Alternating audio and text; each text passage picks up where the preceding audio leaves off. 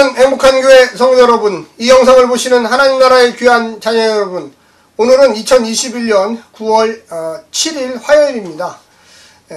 갈라디아에서는 계속 구원론, 어떻게 하면 우리가 하나님과 화목을 이루고 이 세상에서 뿐만 아니라 영원한 하나님 나라에서 살 수 있는지에 대해서 그 길을 정확하게 알려주고 있습니다. 특별히 이방인들에게 어떻게 하면 하나님의 사랑과 은혜를 믿음으로 받고 하나님의 나라에 속할 수 있는지를, 또 이 땅에서 하나님 나라를 경험할 수 있는지를 구체적으로 알려주고 있습니다. 특별히 우리가 헷갈려 하는 것 중에 하나가 인간의 행위, 노력, 또 인간의 대가, 이런 것이 구원에 과연 영향을 줄 수 있는지 없는지 우리가 계속적으로 이야기하고 있습니다. 절대 영향을 미치지 못합니다. 구원은 오직 예수 그리스도의 십자가의 은혜를 단지 믿는 것, 단지 그 믿음대로 산다고 결심하는 것, 그래서 하나님의 율법과 하나님의 의와 진리를 따라 살기로 결심하는 것에서 시작되는 것입니다. 그런데 우리가 오늘 본문에서 보게 되겠지만 도대체 율법은 뭐 하는 거냐, 왜 율법이 필요했느냐, 왜 이렇게 혼동을 주는 거냐, 뭐 이렇게 이야기하고 질문하시는 분들이 많습니다. 먼저 갈라디아서 3장 19절부터 29절의 말씀을 듣고 같이 한번 생각해 보겠습니다.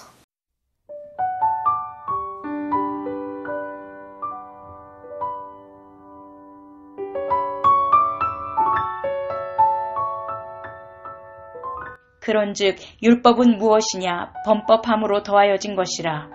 천사들을 통하여 한 중보자의 손으로 베푸신 것인데 약속하신 자손이 오시기까지 있을 것이라. 그 중보자는 한 편만 위한 자가 아니나 하나님은 한 분이시니라. 그러면 율법이 하나님의 약속들과 반대되는 것이냐? 결코 그럴 수 없느니라. 만일 능히 살게 하는 율법을 주셨더라면 의가 반드시 율법으로 말미암았음이니라. 그러나 성경이 모든 것을 죄 아래에 가두었으니 이는 예수 그리스도를 믿음으로 말미암은 약속을 믿는 자에게 주려 함이라. 믿음이 오기 전에 우리는 율법 아래에 매인 바 되고 계시될 믿음의 때까지 갇혔느니라. 이같이 율법이 우리를 그리스도께로 인도하는 초등교사가 되어 우리로 하여금 믿음으로 말미암아 의롭다함을 얻게 하려 함이라.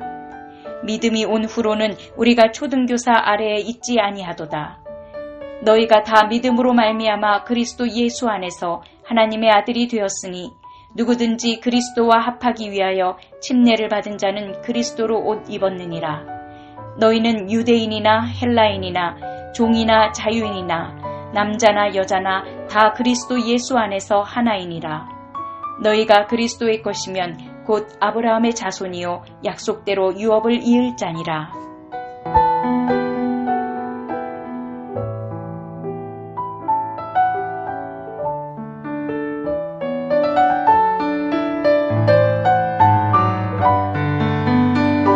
오늘 본문에 보게 되면 율법의 기능에 대해서 잘 이야기하고 있습니다. 19절에 보게 되면 그런즉 율법은 무엇이냐? 범법함으로 더러워진 것이라. 천사들을 통하여 한 중보자의 손으로 베푸신 것인데 약속하신 자손이 오시기까지 있을 것이라. 오시기까지 있을 것이라. 그러니까 하나님께서 구원자 메시아를 보내기까지만 율법이 유효하다.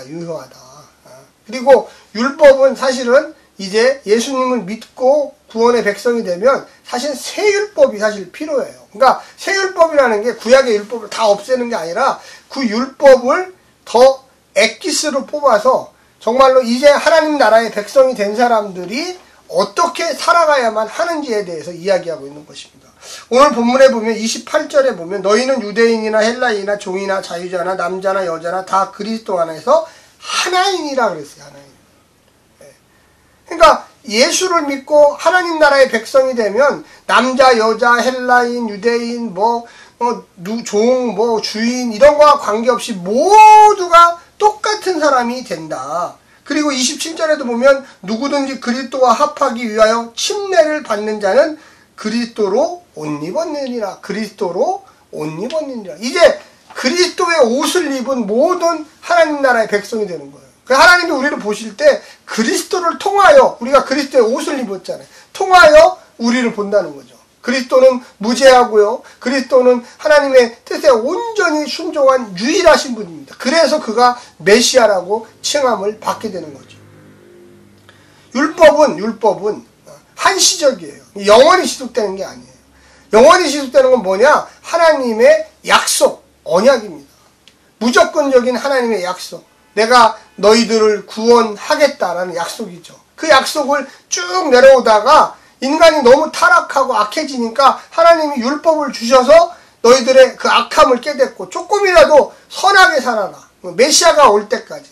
너희 스스로 죄인임을 그 율법을 보면서 아, 내가 너무나 악한 인간이구나. 이걸 깨달으라고 주셨던 거죠. 그러면서 메시아 예수가 이 땅에 오셔서 하나님의 뜻을 온전히 다 성취를 하셨어요. 다 뜻을 이루었어요. 그러면서 하나님이 이제 인정을 해주는 거예요. 내가 예수의 이름으로 오는 자들은 죄 없다 칭할 것이다. 죄 없다고 말할 것이다. 아까도 읽었지만 예수의 옷을 입고 온 거죠. 예수의 옷은 십자가에 못 박혀 죽으신 분. 죄 없는 자가 죽어야지만 하는 그 대열에 주님이 서게 있었던 거죠. 오늘 본문에도 나와 있지만 그래서 율법은 초등교사다. 초등교사. 우리가 뭐 초등교사님들을 우습게 생각하는 게 아닙니다. 초등학교, 중학교, 고등학교, 대학교 박사가 있잖아요. 그러니까 이것을 아주 쉽게 풀어주는 거예요. 아주 쉬운 거, 너무너무 쉬운 거. 근데 그것조차도 깨닫지 못하는 거. 율법이 그런 거예요. 그럼 언약은 뭐냐? 최고 박사학위 있는 그거예요. 높은 거예요. 하나님이 처음부터 언약의 틀을 만들어 놓으셨어요. 메시아를 통한 구원. 근데 메시아가 와야 될 때가 있었던 거죠. 아무 때나 메시아를 줄 수가 없었죠. 인간의 타락하고 본성이 악하고 율법을 지킬 수 없다는 걸 깨닫게 되고 우리 스스로는 무언가를 할 수 없다는 것. 오직 하나님의 절대적인 은혜만이 우리를 해결할 수 있다는 것. 그분이 누구냐? 예수님이었던 거죠. 그래서 예수님이 오신 다음부터는 율법의 기능이 정지됐어요. 이제 더 이상 이 동물 제사 드리지 마라. 소 드리고 양 드리고 이런 거 하지 마라. 예수님이 모든 제사, 완벽한 제사. 동물 제사는 완벽하지 않기 때문에 매번 드려야 돼. 매번. 매 시간마다, 매 날마다, 매 월마다. 근데 예수님이 단번에 죽음으로써 그런 모든 동물 제사들을 폐해버렸어요. 하나님이 받으셨어요. 완벽하게 받으셨어요. 더 이상 내가 이제 죄 때문에 고민하지 않게 하겠다 하면서 예수님의 그 죽음을 받으시고 그래서 다시 그가 의롭다고 주님을 부활시켰잖아요. 그래서 우리가 예수님의 옷을 입고 있어서 우리도 앞으로 부활의 영광을 또한 취하게 되는 것입니다. 그뿐만 아니라 우리가 율법의 역할, 이제 새 율법이라고 했죠. 어제도 제가 얘기했지만 율법이 우리 동물 제사 지냅시다. 이게 아니라 그 메시지, 그 의미, 그게 뭡니까? 화목제였잖아요. 번제였잖아요. 그 의미의 핵심이 뭡니까? 우리의 죄를 용서해 주시고 서로 합하게 해달라는 거였지 않습니까? 그래서 오늘날의 많은 사람들이 예수님을 통하여 서로 사랑하고 용서하고 하나 되고 전 민족적 우주적 모든 사람들이 하나님의 편에서 설 수밖에 없는 그런 위치에 이르는 것이죠.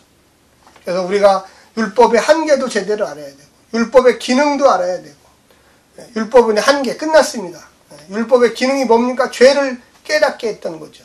예수님 오시기 전까지. 예수님 오셨으니까 이제 짝퉁은 가고 진짜 예수님만 남는 거예요. 그래서 우리가 예수를 믿음으로 믿어 나의 죄를 고백하고 나 주님의 등에 엎혀서 예수 그리스도의 옷을 입고 하나님의 자녀가 되었고 축복을 받았고 영원한 생명에 이르렀고 영광에 이르렀다라는 것을 우리가 깨달아서 알아야만 하는 것입니다. 사랑하는 성도 여러분, 이 말씀을 마음에 새기시고 놀라운 축복과 은혜 가운데 사시기를 간절히 부탁합니다. 샬롬.